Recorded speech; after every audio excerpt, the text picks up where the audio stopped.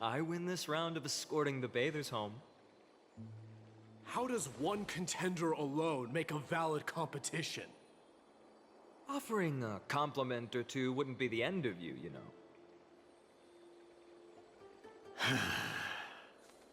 Haikas. What is that word? Is that your native tongue? It means hyena. I'm likening you to a weak hyena. By the way, you emphasize the completely wrong syllable. Though we've been acquainted for some time, I have rarely heard you talk in the ancient tongue of Kremnos. It's because I'm not exactly a master at it either. I can listen and read just fine, but when it comes to writing... You can write?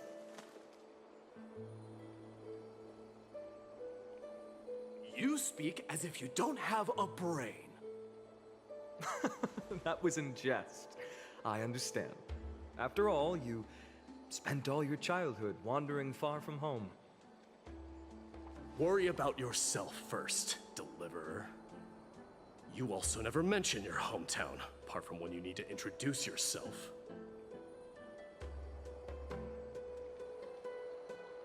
Well, it's because there isn't much to say. Aedes Elysiae is simply a tiny village that disappeared many years ago in the flames of war. The only times I get to see it are in my dreams, and in the trial from the Lance of Fury. I knew it. Yes, I saw it all. Aedes Elysiae ablaze with everyone. My family, friends, and my kin, lying in a sea of flames. A blood-red half-sun hung in the sky, just like on that day. And before my eyes, that murderer killed Cyrene. But I saw its form this time. A black cloak, an eerie mask, and a broken giant sword that carried an ominous aura. I fought it in the trial. But even though I've been fighting, improving, and resolutely getting stronger all this time, I still couldn't defeat it. You were blinded by hatred, and almost lost yourself in that trial. That's right. And that's why I am truly thankful to you, Marimus. You finally picked up some manners. Better late than never. Then what about you, Mighty? What did you see in that trial? What do you fear? There is no word for fear in the Kremnoan language. I'm getting the feeling that your language has no words at all. But to answer your question, I saw Akuma in the trial. As well as... my old comrades. Hephaestion. Perdiccas. Ionius. Ptolemy. And Possesta. Ever since I returned from the Sea of Souls, these five have been by my side. We faced life and death together during our days in exile. Those 10 years were arduous, yet filled with moments worth treasuring. Each night, we would gather by the campfire, savoring honey brews and singing our hearts out. The wind in the wilds of Amphorius smelled like rust. Hephaestion would always tease me about adding goat milk to the honey brew, claiming I ruined the blood-red color of the drink. He had a scrawny figure, but was a relentless force on the battlefield, dispatching foes without so much as a blink. Perdiccas was an expert in concocting medicines, delving into all those strange folk remedies. Leonius was a swift runner, and our most reliable messenger. Ptolemy was a real bookworm, always spouting off in chapters and verses. When we left Kremnos, he made off with a stack of ancient tomes from the Grand Library. Not like it mattered, as my family owns the library. And then there was Possesta. He was the silent type, but a truly masterful musician. This is the first time I've heard you mention these five, and their names. They died on the battlefield before the Kremnoan detachment managed to join Akuma.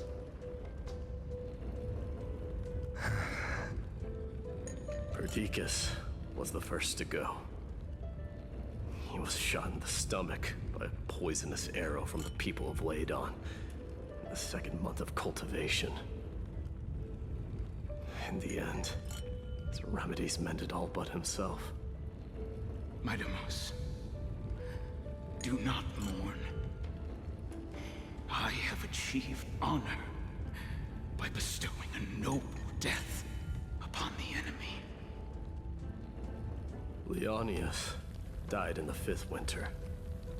Idonia's snowstorm lasted 3 full months.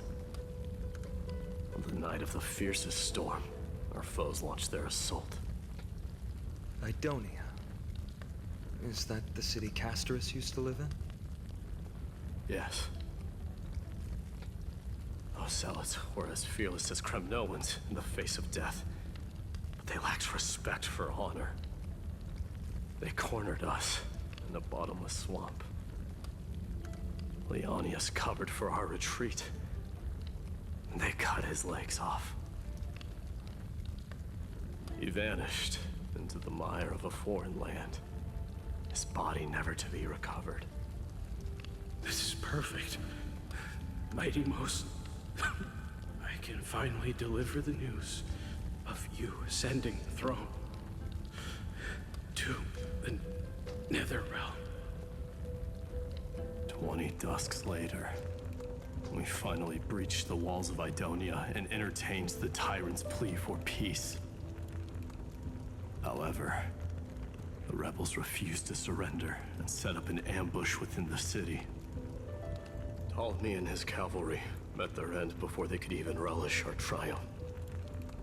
Those obelisks that collapsed after being set on fire became their final resting place. Midamos, please tell my family. It was not cunning schemes that vanquished Ptolemy, but the immense weight of Amphorius' entire history. Then, it was Possesta.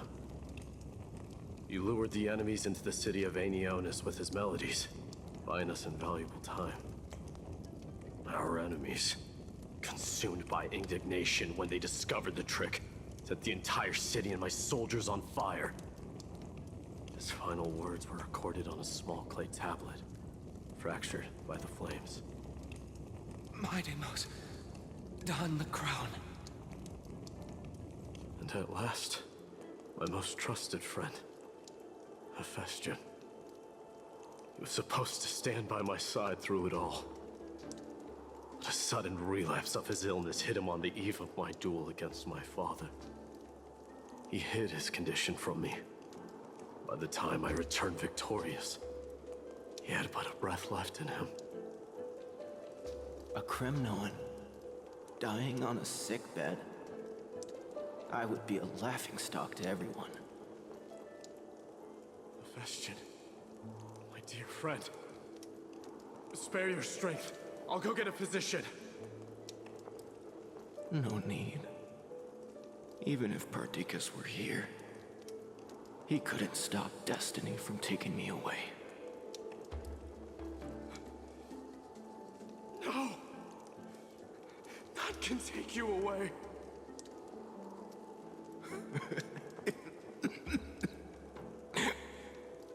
Midamos,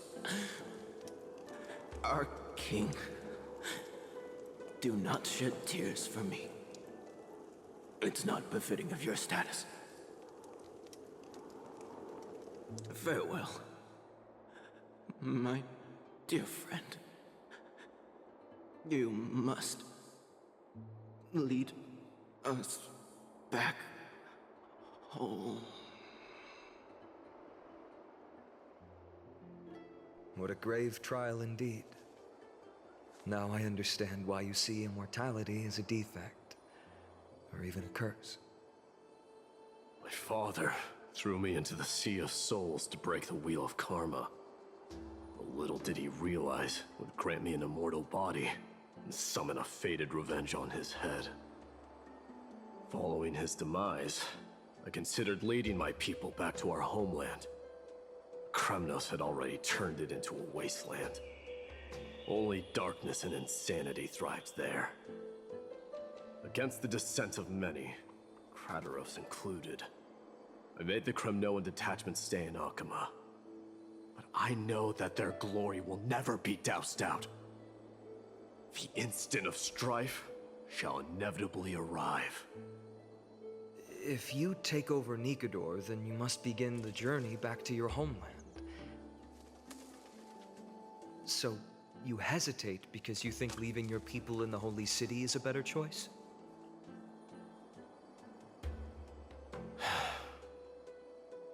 I don't know. But I have never been crowned. And those 5 were never endowed with any titles. None is aware of their glory. Your predicament is truly complicated. I don't know how I can give you any useful advice. Maybe you could seek counsel from more peoples, such as the Grand Craftsman. Cartonis' peoples seem to have been through comparable dilemmas. And that teacher of yours, Krateros? Dee, we've got a big problem! Big problem! Lady Tribby, what's making you so flustered? Hurry up and go save Trina! She got abducted by Krateros! Krateros! What's going on? Mighty-Mos. It seems I was the one who exposed my vulnerabilities first. Aglaya, I demand an explanation. This man abducted Trinan by force, and forced her to bring him to the vortex of Genesis. He then brazenly stepped into the trial of the Lance of Fury, and naturally failed. She telling the truth? Why did you do that? Because I don't want to wait anymore. Your hesitation made me desperate. If you want to run away from your destiny to become king, then keep running.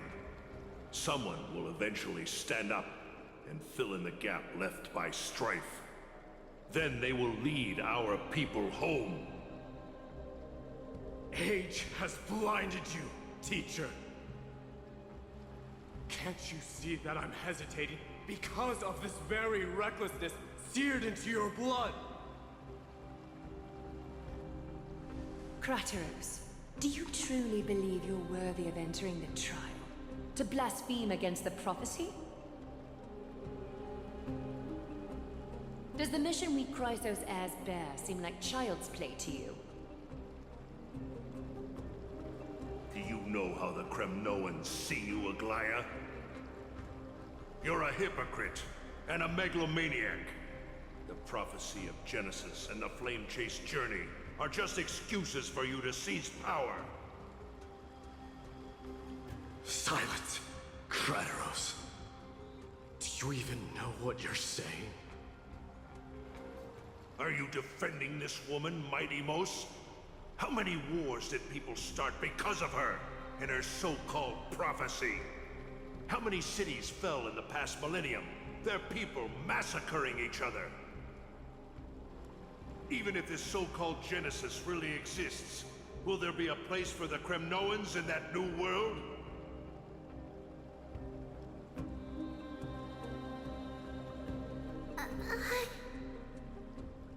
Are you done talking?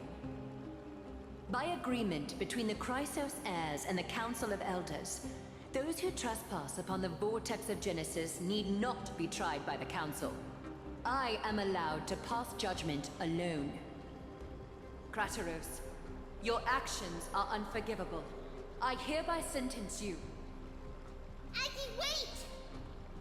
We have a proposal!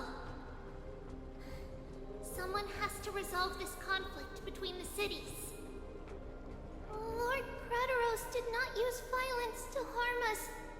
We can sense that his anxiety stems from his concern for his people's future.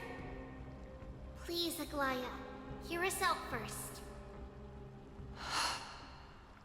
I'm listening.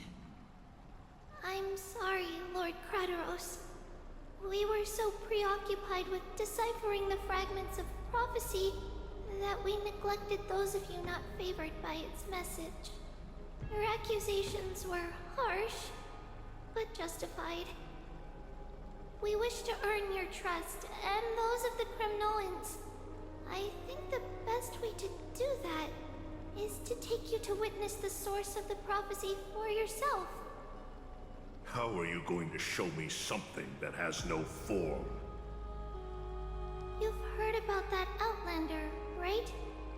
He has somehow made a connection with Orynyx and can completely replicate scenes from the past. We will ask for his aid. Tomorrow, at the Abyss of Fate in the Temple of Yanisopolis, we will show you everything from that distant memory, Krateros. A fair proposal. I accept. Until then, you will be stripped of your freedom. That is my one condition, and I will brook no argument. It is not the first time I've been made someone else's prisoner. Do as you please, demigod. Teacher, why did you do this? Forgive me, young master. But I just cannot wait any longer. Ever since your father died, our people and I have been waiting for a day to revive Kremnos. We placed all of our hopes in you, but never received an answer. This obsession for returning home has become a sickness for our people. Wise as you are, I refuse to believe that you can't see the truth. You have a clear head, which is why you're also incomparably alone. A smart person can only choose to tangle himself with the mundane of this world. If you're truly capable of leading our people beyond this blood-stained fate, then prove it to me once more, Mighty Mos. Just as you did back then.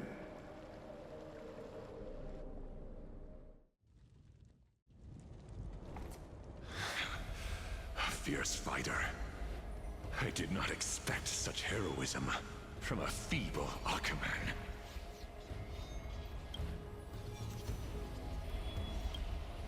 Fulfill your duty as the victor, warrior, and tell me your name.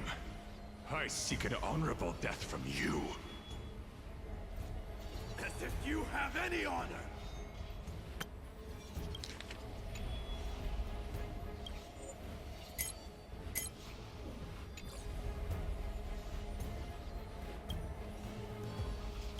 Listen closely. I am the leader of the Kremnoan detachment, Midimos. I'm here to finish you, Father.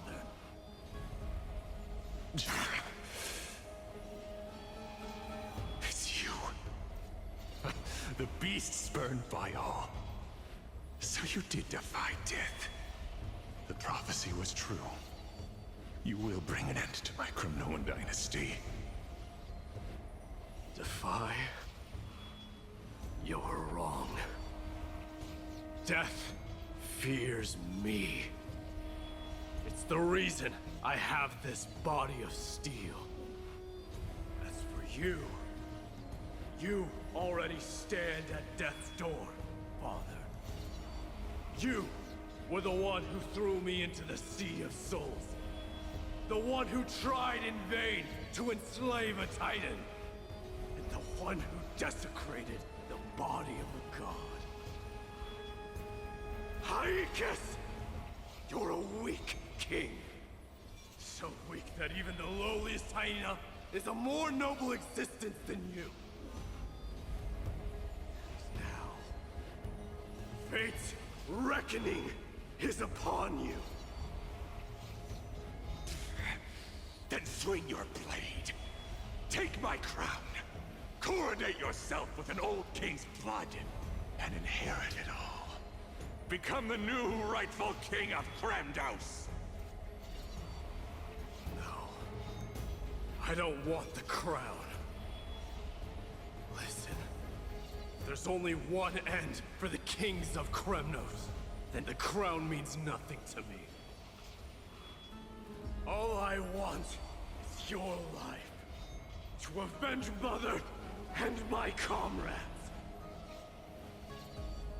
But the walls of Kremnos won't fall with me.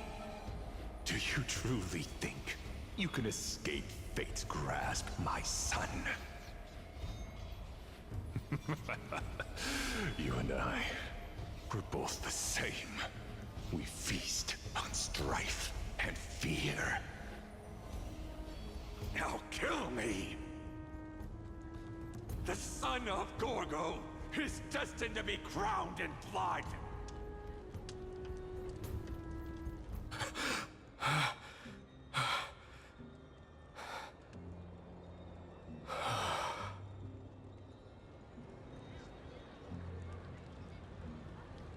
Kratos.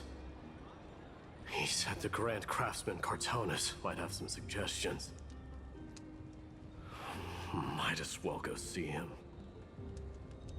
Grand Craftsman, how have you been? King of Kremnos it is. That you would come, I knew. You knew I was coming? Your matters, I've heard. The path forward you seek. Many questions you have. But before that, take this. What's this? A signet ring. For the King of Kremnos. Belonged to your mother. Recast and restore it. I did. What? Mother threw it into the Sea of Souls. A long time to fish out it took. Very fortunate we were. I can hardly imagine how much patience and courage it must have taken to find such a small signet ring in the Sea of Souls. I owe you one. Gratitude there is no need for. Repayment for saving me, this is. Questions you bring with you? Ask now. Fate I've always denied. It's finally caught up to me. By all rights, I should accept Strife's authority. It would make everyone happy. The Chrysos heirs, the Council of Elders, the Kremnoans. Even the bards who will write it all into song. Yet hesitate still you do. Hesitate, why do you, young king? Because of my people. Be they men, women, the elderly or children. The hearts of all Kremnoans yearn for home. They've all been waiting for this day. For the day their king returns. Children of Strife would then be able to go home and embrace the old traditions. Never mind that most of them have only ever been heard in these so-called traditions and song. They would then gather around their king and throw themselves into battle. This is not a good thing, you believe. The Kremnoans have been trapped in a cycle of bloodshed for the past 1,000 years. They seek vengeance, start wars, become prosperous, and decline. How much innocent blood flowed into the River of Souls in all those years? How many needless sacrifices could we have avoided? I accept that fate and become the totem of strife that lead my people into repeating the same mistakes. Then of course I would be terrified. I'd be terrified of becoming king. A different kind of Kremnoan you truly are.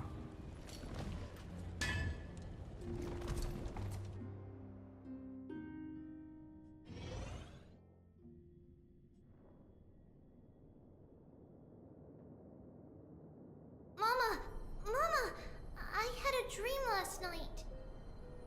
Oh, now what did you dream about, my